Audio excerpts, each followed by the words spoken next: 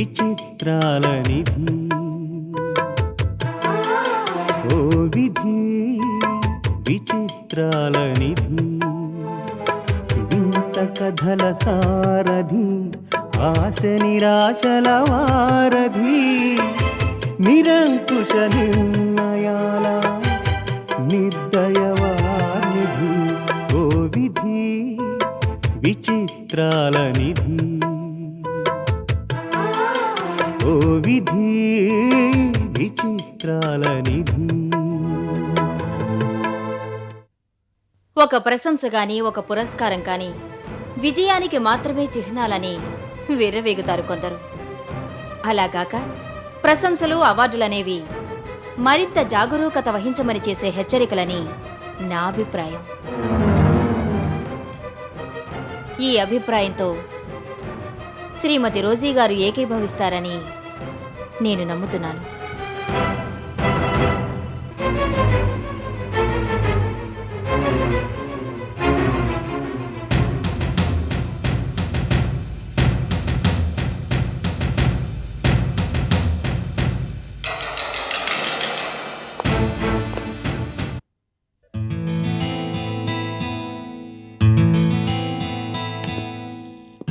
Excuse me madam. రండి mister గిరి. Time permit చేస్తే నిన్న మధ్యాహ్నానికి ఈ ఫైల్ తయారైండేది. అనుకున్నవి కొన్ని టైం కంది రాలేదు, అందుకే కొంచెం లేట్ అయింది. మీరిప్పుడు మాట్లాడిన మాటల్లో అంది రాలేదు, లేట్ అయింది అనేవి 2 వినిపించాయి. అలాంటి మాటలు ఈ ఆఫీస్లో గాని ముఖ్యంగా నా దగ్గర గాని వినిపించకూడదని చెప్పాను, అయినా వినిపించాయి. Sorry madam. మిస్టర్ గిరి, టైం పర్మిట్ చేస్తే అనే మాటలు కూడా వాడారు మీరు. టైం పిడికిట్లో మనిషి బందీ అయితే ఎదుగుదల కష్టమవుతుంది. అదే మనిషి పిడికిట్లో టైం అనేది బందీ అయిందనుకోండి, ఎదుగుదల మాత్రమే ఉంటుంది. టైంని నా పిడికిట్లో బందీగా చేసుకున్నాను కాబట్టే ఇన్నేళ్లు అనుకున్నది సాధిస్తూ వచ్చాను. యునో. Yes madam. ఊవెత్తున పైకి లేవటమే కాని పతనం అనేది ఎరుగని కడలి కెరటం లాంటి వారు మీరు. కాలం కడలి కెరటం అనేవి ఎవరి కోసం ఆగవంటారు. బహుశా నాలాంటి వాళ్ళని చూసే ఆ సామెత పుట్టిందేమో. కాలం కడలి కెరటం ఎవరికోసం ఆగమనే సామెత నిజమే. కానీ ఎంత గొప్ప కడలి కెరటమైనా తనకంటూ ఒక టైం వచ్చేంత వరకు వెయిట్ చేయక తప్పదు మేడం. ఈ నిజాన్ని కూడా మనం ఇగ్నోర్ చేయకూడదు. పనులు చేయడంలో ఆంధ్రులకు స్పెషాలిటీ ఉందని చెప్తూ ఉంటారు. అదేమిటో మీకు తెలుసా మిస్టర్ గిరి? ఆంధ్రులు ఆరంభసూరులు అనే నానుడి గురించే మీరనేది? ఎస్. లక్ష్మీదేవి కంపెనీ నుంచి 2 వేరు చేస్తానన్నారు. అందులో ఒకరిని సక్సెస్ఫుల్ గా తప్పించాం కదా మేడం. అనుకున్న పనిలో సగమే కంప్లీట్ అయింది. దీన్ని ఆరంభ సూరత్వం అనుకోమంటారా? ఆంధ్రులు ఆరంభశూరులనేది నిన్నటి మాటని, అనుకున్న పని అనుకున్నట్టే జరిపించగల సమర్థులని త్వరలోనే మీ చేత అనిపిస్తాను మేడం. మాటలు కాదు మిస్టర్ గిరి, పని జరగాలి. కొన్ని పనులు జరగాలంటే కొన్ని సందర్భాల్లో మాటల అవసరం కూడా చాలా ఉంటుంది. నేను చెప్పిన మాటల్ని యథాతథంగా చెప్పటానికి మన మనిషి లక్ష్మీదేవి కంపెనీకి బయలుదేరి 1 గంట అవుతుంది. అంటే మోహన్ అనే వ్యక్తి ఈ పాటికి అక్కడికి చేరుంటాడు. రాజు అనే వ్యక్తిని తప్పించటానికి రంగం సిద్ధమై ఉంటుంది.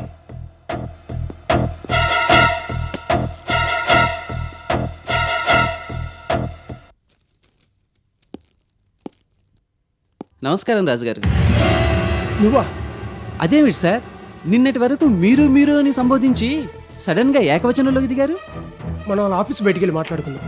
ఆఫీస్ బయటికి వెళ్ళి మాట్లాడుకోవాల్సిన అగత్యం ఏమీ లేదు సార్. నా కోసం మీరు ఆఫీస్ పని చెడగొట్టుకోవాల్సిన అవసరం లేదు. కారుకు సంబంధించిన పేపర్స్లో ఇన్సూరెన్స్ కాగితం మిస్ అయింది, అది కానీ మీ దగ్గర ఉందేమో కనుక్కుందామని వచ్చాను. మిస్టర్ మోహన్, మీకు నాకు మధ్య జరిగిన ట్రాన్సాక్షన్ని రహస్యంగా ఎవరో ఫోటో తీశారు. ఎవరు వాళ్ళు? నేను కారు కొనటం, మీరు అమ్మటం ఫోటోలు తీయాల్సినంత గొప్ప ఎకేషన్ ఏం కాదే. తీయకపోతే ఫోటోలు ఎలా వచ్చాయి? ఫోటోలు ఏమిటి సార్, అసలు మీరు ఏ విషయం గురించి మాట్లాడుతున్నారు? ఎవరు నువ్వు? This is too much sir, చొక్కా వదలండి. నో, నేను ఇప్పుడే పోలీసులకు అప్పచెప్తాను. మిస్టర్ రాజు. సార్, వీడే సార్. కారు కొంటానని నన్ను చీట్ చేసి చాటుగా ఫోటోలు తీయించి. మనం లోపలికి వెళ్ళి మాట్లాడుకుంటే బాగుంటుందేమో. ఎంత మీ ఆఫీస్కి వస్తే మాత్రం ఇలా అవమానించడం బాగలేదు sir. If you don't mind ఒకసారి లోపలికి వస్తారా? వస్తాను సార్, నాకేమైనా భయమా?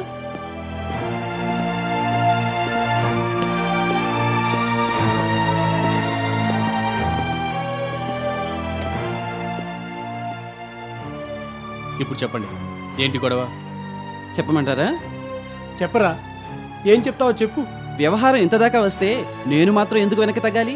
చెప్పేస్తాను. చెప్పు. కారు కొంటానని నువ్వు నా దగ్గరికి వచ్చిన దగ్గర నుంచి మొత్తం జరిగిందంతా వివరంగా చెప్పు. కారేమిటి? నువ్వు నా దగ్గర కొన్న కారు గురించి అప్పుడే మర్చిపోయావా? అదేదో మీ నాన్నగారు తీపి గుర్తున్నావు. మా నాన్నకి సైకిల్ తొక్కాలంటేనే భయం, అలాంటిది కారు ఎలా నడిపిస్తాడు సార్? కారే నడిపినప్పుడు అది తీపి గుర్తు ఎలా అవుతుంది? మీరు అనవసరంగా నన్ను కన్ఫ్యూజ్ చేసి నా చేత అబద్ధాలు చెప్పించాలని చూస్తున్నారు సార్. వ్యవహారం ఏదో రాంగ్ ట్రాక్లో వెళ్తున్నట్టుగా నాకు అనిపిస్తోంది. నేను వెళ్ళిపోతాను సార్. మిమ్మల్ని అంత తేలిగ్గా ఎలా వెళ్ళనిస్తాను మిస్టర్ మోహన్? మీకు నా పేరు కూడా తెలిసిందంటే మీరు చేసే చాటుమాటి వ్యవహారాల గురించి కూడా తెలిసిపోయినట్టేగా. సార్, పిల్లలు గలవండి, ఏదో నన్ను ఇలా వదిలేయండి సార్.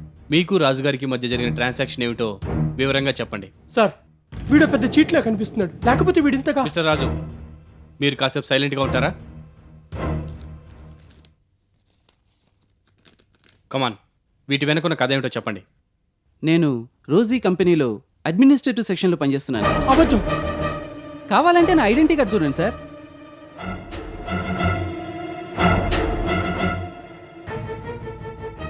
మీ కంపెనీకి సంబంధించిన కొన్ని వివరాలు, కొన్ని ప్రాజెక్ట్స్ తాలూకు సీక్రెట్స్, కొన్ని ప్రోడక్ట్స్కి సంబంధించిన ఫార్ములాలు నాకు అందించేటట్టు, అవి నేను మా కంపెనీ వారికి అందజేస్తే వచ్చే సొమ్ము చెరిసగం పంచుకునేటట్టు రాజుగారికి నాకు అగ్రిమెంట్ కుదిరింది సార్. ఒరే, అన్నం పుణ్యం ఎరగని వాడి మీద అభాండాలు ఇస్తున్నావు, పురుగులు పడి చేస్తావురా. Mister Raju, this is too much. మొన్నటి వరకు మా మధ్య ట్రాన్సాక్షన్స్ బాగానే జరిగాయి సార్. కొత్త కారు కొనుక్కోవాలంది మోహన్, డబ్బు సర్దమంటే 2 లక్షలు సర్దాను సార్. అఫ్ కోర్స్ అదే అతనికి ఇవ్వాల్సిన డబ్బేననుకోండి. నో. ఇల్లు కొనుక్కుంటానంటే 5 లక్షలు ఇచ్చాను. అంతంత పెద్ద మొత్తంలో డబ్బు ముడుతుంటేసరికి రాజుగారికి కన్ను కుట్టింది. దాంతో నన్ను పక్కన పెట్టి మా ఆఫీసులో మరొకళ్లతో సీక్రెట్ అగ్రిమెంట్ చేసుకుని నా నోట్లో మట్టి కొట్టాడు. అదేంటని అడగటానికి వస్తే చొక్కా పట్టుకుని కొట్టబోయాడు. అది మీరు చూశారు. ఇది సార్ జరిగింది. నో, వీడు చెప్పేది నమ్మకండి సార్. నేను వెధవనని ఒప్పుకుంటాను సార్. నేను చేసింది మోసమని, నేరమని ఒప్పుకుంటాను. కానీ అంతకు మించి నేరం చేసింది రాజు సార్. సార్, వీడు చెప్పేది అబద్ధం, ఈ ఫోటోలో అబద్ధం సార్. ఇది కూడా అబద్ధమేనంటావా?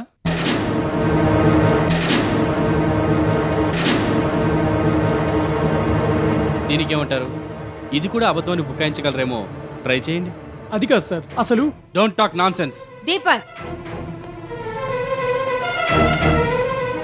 మన దగ్గర పనిచేసే వాళ్ళని మందలించే హక్కు మనకుంది. హక్కు ఉంది కదా అని ఎంత మాట అంటే అంత మాట అనడం అవివేకం అనిపించుకుంటుంది. సాక్ష్యాధారాలతో సహా దొంగ దొరికినప్పుడు కూడా సైలెంట్గా ఉండడం చేతకంతనం అనిపించుకుంటుంది.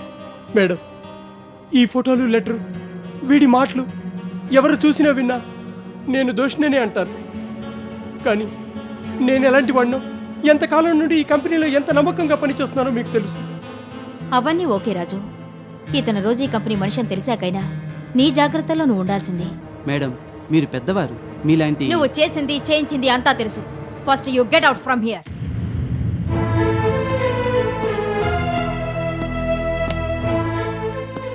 దీపక్, ఎవడో ముక్కు మొహం తెలియని వాడొచ్చి కట్టుకథలు చెప్తే నమ్మేయడమేనా? నమ్మకొస్తలేని వాళ్ళని అనుమానించడమేనా? సాక్ష్యాలు ఇంత క్లియర్గా ఉంటే కట్టుకథలు, అనుమానాలు అంటావేంటమ్మా? మనుషుల మీద నీకున్న అభిమానాలు కాసేపు పక్కన పెట్టి ఆలోచించు. ఇదివరకు ఎవడో వీరస్వామి అనేవాడు ఉండేవాడని, నమ్మక ద్రోహి అని చెప్పావే, ప్రస్తుతం ఆ ప్లేస్లో రాజుగారు ఉన్నారు. మిస్టర్ దీపక్, ఇప్పటిదాకా మీరు అంటున్నవన్నీ వింటూ నా ఆవేశాన్ని నాలోనే దాచుకున్నాను. ఇక భరించడం నా వల్ల కాదు. నన్ను వీరస్వామితో కంపేర్ చేస్తారా? ఒకప్పుడు తాకట్లో ఉన్న ఈ కంపెనీని విడిపించిన వాడిని నేను. వెరస్ ఈ కంపెనీని రోజుకి తాకట్టు పెట్టినవాడు వీరస్వామి. డోంట్ గెట్ అప్సెట్ రాజు. లేనిపోని ఊహాగానాలతో గుండెల్ని చీల్చేటట్టు మాట్లాడుతుంటే అప్సెట్ కాకుండా ఎలా ఉండగలను మేడం? దీపక్కి నేను నచ్చ చెబుతానంటున్నాను కదా. మీరు ఏం చెప్పుకుంటారో తెలియదు కానీ ఇవాళ మాత్రం నాకు ఒక నిజం తెలిసొచ్చింది. పని చేసినంతకాలం చక్కగా చేయించుకుంటారు. ప్రాబ్లం ఏదైనా వచ్చినప్పుడు మీరు ఒక్కటై మాలాంటి వాళ్ళని పక్కన పెడతారు. కార్మిక యాజమాన్య సంబంధం పైకి ఎంతగా కలిసిపోయినట్టు కనిపించినా అది కేవలం అద్దం మీద ఆవగింజలా మాత్రమే ఉంటుందని నిరూపించారు. రాజు, నేను చెప్పేది విను. ఇన్నేళ్లు మీరు చెప్పినట్లే విన్నాను. ఇకనైనా నా మనసాక్షి చెప్పినట్టు నన్ను చేయనివ్వండి. ఇన్నాళ్ళు మీరు నా పట్ల చూపించిన ప్రేమకు చాలా కృతజ్ఞతలు. ఇంత జరిగినా మీరు మాత్రం నన్ను అపార్థం చేసుకోలేదు. అందుకు చాలా సంతోషంగా ఉంది. సెలవు. Mister Raju, wait a minute. రాజు,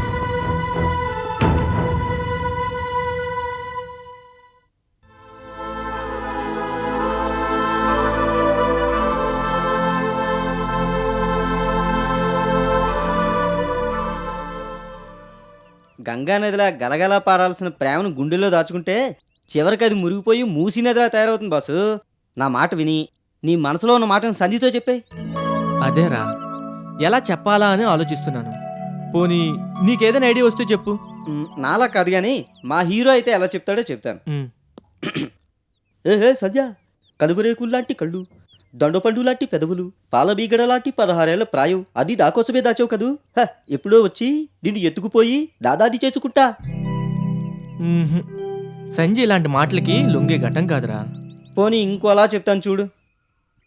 ప్రేమకి పేద గొప్పలు తేడా లేవు సంధ్య. పేరుకు పేద్దానివైనా నీ మనసు ఎంత గొప్పదో నాకు తెలుసు. మీ తాతగారితో మాట్లాడి ఒప్పించి నేను నాదాన్ని చేసుకుంటాను. అర్థమైందా? ఒరే, సంజయ్ వస్తుందిరా. నీ పంట పండింది బాసు. అర్జెంటుగానే ఇక్కడి నుంచి జంప్ అయిపోతాను. నీ లవ్ గురించి సంధితో చెప్పేసి ఆల్ ది బెస్ట్. ఒరే, అయ్యో.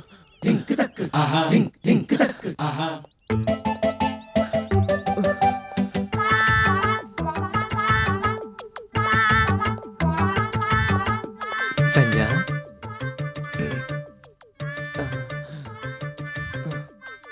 మనిషి అంటే ప్రేమ, ప్రేమ అంటే మనిషి, మనిషి లాంటి ప్రేమకు ప్రేమ లాంటి మనిషే సమాధానం. అర్థం కాలేదా? ప్రేమ అంటే లవ్, లవ్ అంటే ఇష్క్, ఇష్క్ అంటే ఇవేమీ కాదు సంజయ్. నేను నిన్ను మనస్ఫూర్తిగా ప్రేమిస్తున్నాను. నీకు ఇష్టమైతే పెళ్లి కూడా చేసుకోవాలనుకుంటున్నాను. మీకు ఇంతకు ముందే చెప్పాను ఇలాంటి ప్రేమలు సక్సెస్ కావని. అలా ఎందుకు అనుకుంటున్నావు సంజయ్? చూడండి, మీరు మెగా రిచ్, మేము మెగా పూర్. ఇలాంటి సందర్భాల్లో మీ వంటి వారి కోసం నాలాంటి వారు ఆశ పెడితే ఆఖరికి నిరాశ ఎదురవుతుంది. నువ్వు చాలా పెసిమిస్ట్గా ఆలోచిస్తున్నావు. కొంచెం మోడర్న్గా ఆలోచించు సంజయ్. చిన్నప్పటి నుంచి సంప్రదాయాల మధ్య, కటిక పేదరికం విధించిన కట్టుబాట్ల మధ్య పెరిగిన దాన్ని. మన మధ్య హలో అంటే హలో అనుకునే పరిచయమే తప్ప ప్రేమ పెళ్లి గురించి ఆలోచించేంత గొప్ప స్నేహమేం లేదు. ఒకవేళ అలాంటిది ఏదైనా ఉందని తెలిసిన మరుక్షణం మా తాతయ్య నా తాట ఒలిచేస్తాడు. నో, ఈ పెళ్లి జరగదు గాక జరగదు.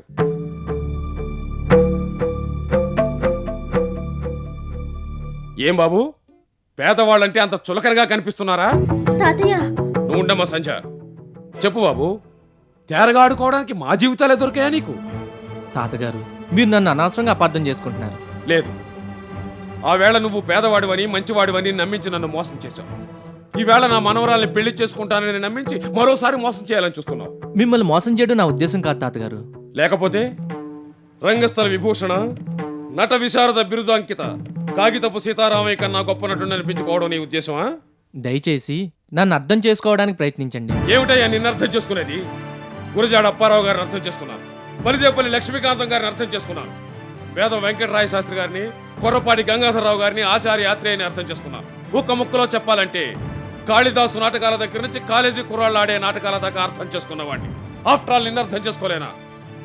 ప్రేమ పెళ్లి అంటూ నువ్వు చెప్పే కళ్ళబొల్లి కబుర్లు నమ్మడానికి ఇక్కడ ఎవరూ లేరని అర్థం చేసుకోవాల్సిన వాడివి, వచ్చిన దారిని వెళ్ళవలసిన వాడివి నువ్వు. మీరు నన్ను కొట్టినా తిట్టినా సరే నేను ఇక్కడి నుంచి కదలను కాక కదలను. కథలకేం చేస్తావట? అన్యం పుణ్యం ఎరుగని అమాయకురాలి గొంతు కొద్దాం అనుకుంటున్నావా? సంజయ్ నేను మనస్ఫూర్తిగా ప్రేమించాను, ఆమెనే పెళ్లి చేసుకుంటాను. సంజయను నువ్వు నిజంగా ప్రేమించావనడానికి రుజువేమిటి? తను నన్ను నిజంగానే ప్రేమిస్తున్నాడు తాతయ్య. ఐస్ క్రీమ్ పార్లర్లకి 5 స్టార్ హోటల్కి తీసుకెళ్లి కొత్త కొత్త అలవాట్లు నేర్పుంటాడు. అదా ప్రేమంటే? కాదు, నా కోసం తన అలవాట్లు చాలా మానుకున్నారు. వయసులో ఉన్న కుర్రాడు ఒక అలవాటు మానేశాడంటే 2 కొత్త అలవాట్లు నేర్చుకున్నాడని అర్థం. చూడు బాబు, స్నేహానికి, అభిమానానికి, ప్రేమకు, వ్యామోహానికి తేడా తెలియని వయసు మీది. సంజయ్తో స్నేహం చేస్తున్నానని చెప్పు, ఒప్పుకుంటాను. సంజయ్ను అభిమానిస్తున్నానని చెప్పు, నమ్ముతాను. అంతేగాని సంజయ్ను ప్రేమించాను, పెళ్లి కూడా చేసుకుంటాను అంటే నమ్మేంత వెర్రివాడి కాదు నేను. ప్రేమలు ఫ్రెండ్షిప్ల విషయంలో పట్టి పట్టనట్టుండే మీ పెద్దలు పెళ్లి విషయం వచ్చేసరికి ఎంత నిర్దాక్షిణ్యంగా వ్యవహరిస్తారో నాకు తెలుసు. మా పెద్దల గురించి మీకు అష్ట కష్టాలు పడి నా మనవరాల్ని చదివించుకుంటున్నాను.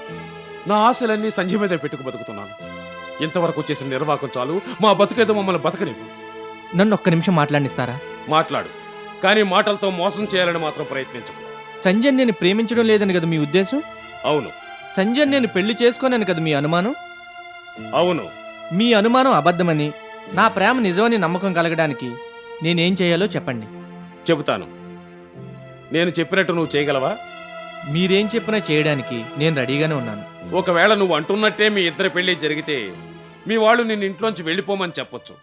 వెళ్ళడానికి సిద్ధంగా ఉన్నావా? ఎస్. ఆస్తిలో చిల్లి గవ్వ కూడా ఇవ్వం పొమ్మంటారు. సంజయ్ కోసం నీ ఆస్తిని వదులుకోవడానికి సిద్ధంగా ఉన్నావా? ఎస్. ఇన్నేళ్లు నిన్ను అల్లారు ముద్దుగా పెంచిన అమ్మమ్మలను విడిచి దూరంగా ఉండవలసి వస్తుంది.